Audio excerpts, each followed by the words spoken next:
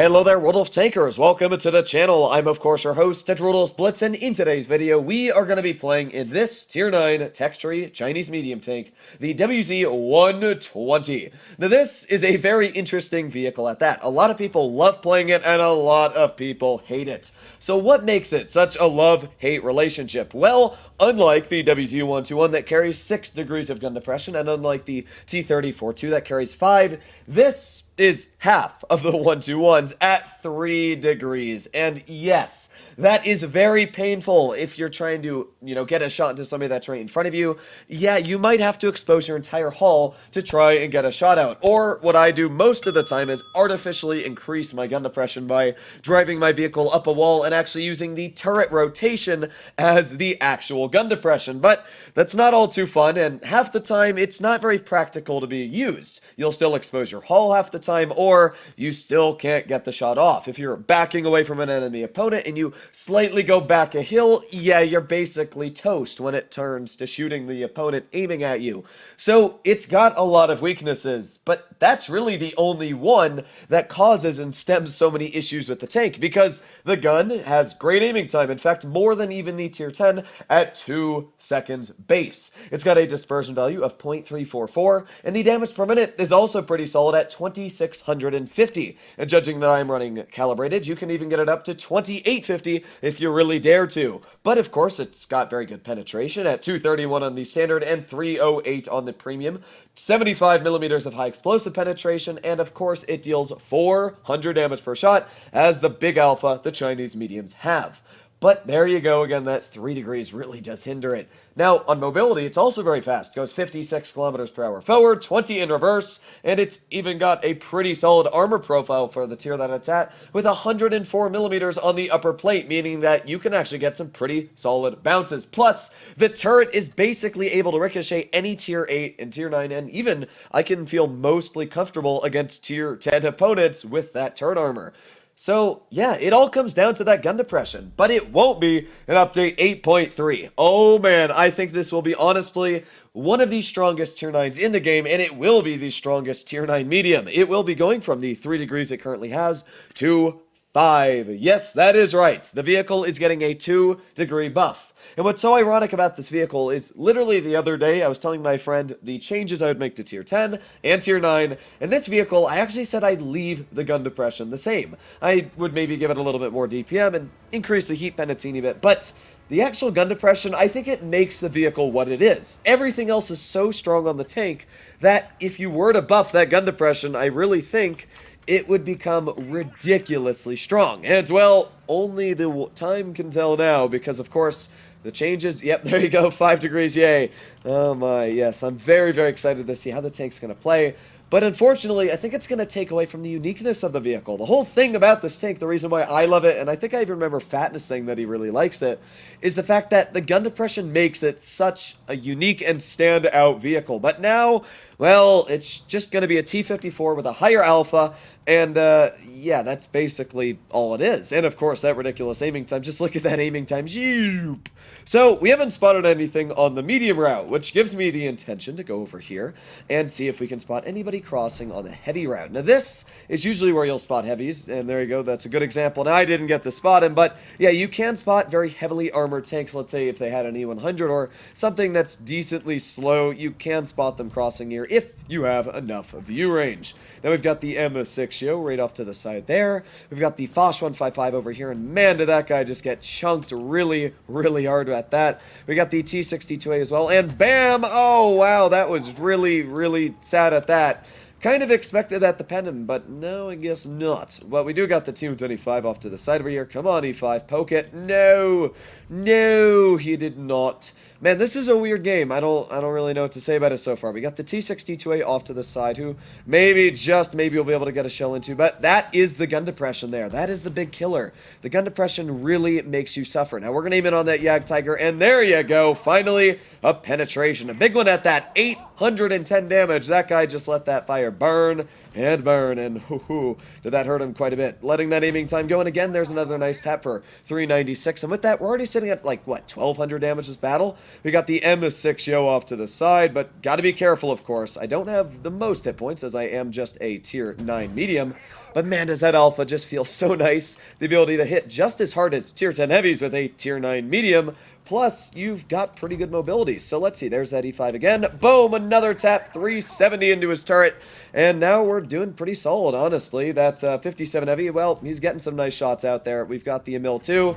And oh, that was unfortunate. Of course, the .344 dispersion is nothing to brag about. So you will miss some occasional shells here and there. But for the most part, you'll hit shots like that, which do hit quite hard when they do penetrate. So we're already sitting at around, I'd say, 2,400 damage this game. And that's not stopping us. We've got the M6 Yo right in the front end. Well, he's not doing all too well anymore. So I'm going to push up. And maybe we can get a shell into that Yag Tiger. I'm going to wedge my tank up this hill here. And what that's going to do is, I was going to say artificially increase my gun depression, but no, really didn't there. Still don't have enough to get a shell into that T-62A. But thankfully, we did have enough gun depression to get a shot into the Yag Tiger. So again, that is the issue, is your gun depression. That 62A, I really thought we might have been able to get a shell in, but no, we were not able to. But man, does that gun feel so nice. That aiming time just zooping right in on that Yag Tiger's hull. And, well, with that, he's probably not enjoying that all too much. Now, the 62A, well, he's still out in the front line, and, again, we still don't have the gun depression to connect the shell into his tank. We do have the Waffenträger, though, and, not able to get that shell just out yet. Come on, reloading, and maybe we'll get a second shell. Come on, reloading, and no, not a yeet yet. We gotta save it. Man, this game is just kind of the waiting so far. We got that waffle, and maybe he's going to poke it. I don't know. I'm kind of playing this in an aggressive playstyle right now, kind of hoping that 62A pokes, but you can see just, again, how much I have to expose this vehicle to get out a shell, and, man, this gun, it's just not wanting me to penetrate my shell, or should I say even hit my shell? Alright, let's take another shot. Boom! That one missed. I saw it hit the bush in the back. Come on.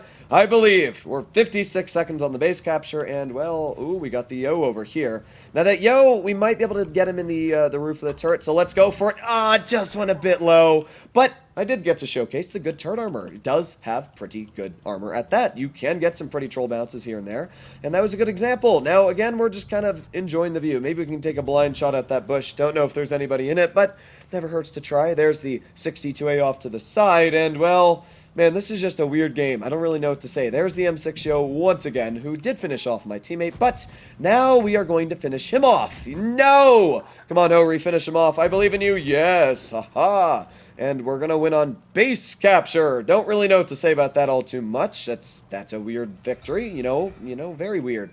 But there's the Waffenträger, and, not able to get shell out. But either way, first game wasn't bad. You could see where it was good and where the gun depression fell apart. But either way, we were able to break 3,000 damage. And that's quite impressive, judging that, that was a weird game. Thankfully, that Yag Tiger didn't seem to be all the most skilled, so when we lit him on fire that first shell, we managed to take off an extra 400 from that fire, which inevitably did break me that 3,000 damage.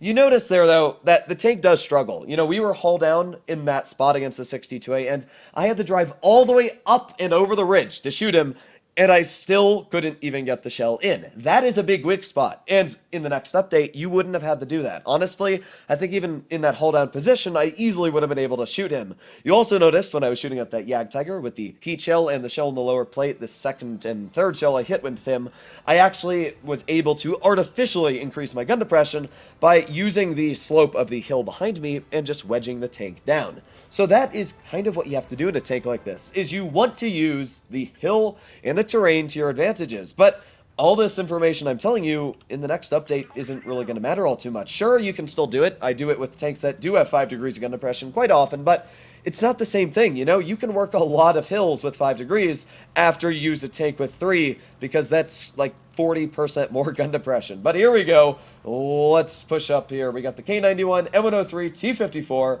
T54E1 Vickers here, man. That's a lot of mobile tanks. And then they got the AT-15 and the Lerva. And our team, well, they're all pushing heavy route. So I'm expecting to see a tank spotted right on this hill over here. That's usually where I expect to see them. But we also got like the Vickers CRV here. Maybe we can just get a tap into him. Boom! That's what I'm talking about. The fantastic aiming time letting me get a very very, very nice tap into that guy. And that Vickers, he seems pretty angry with me, but that's not going to stop me. Let's aim it on him. Boom, a second shell in.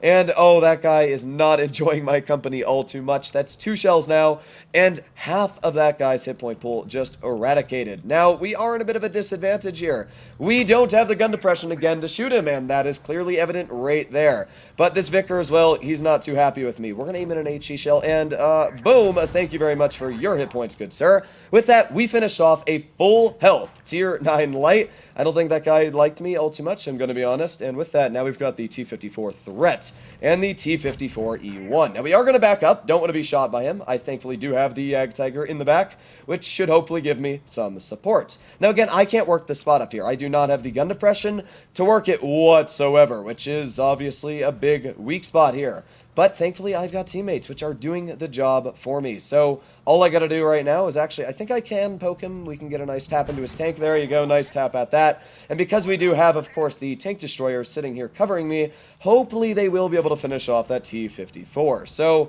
the other T-54 over there, he's not liking this all too much, I'm going to be honest. And maybe we can get a nice bounce on the hull. Come on. No, we did not. And, well, oof, this is not good. Come on, teammates. Shoot him.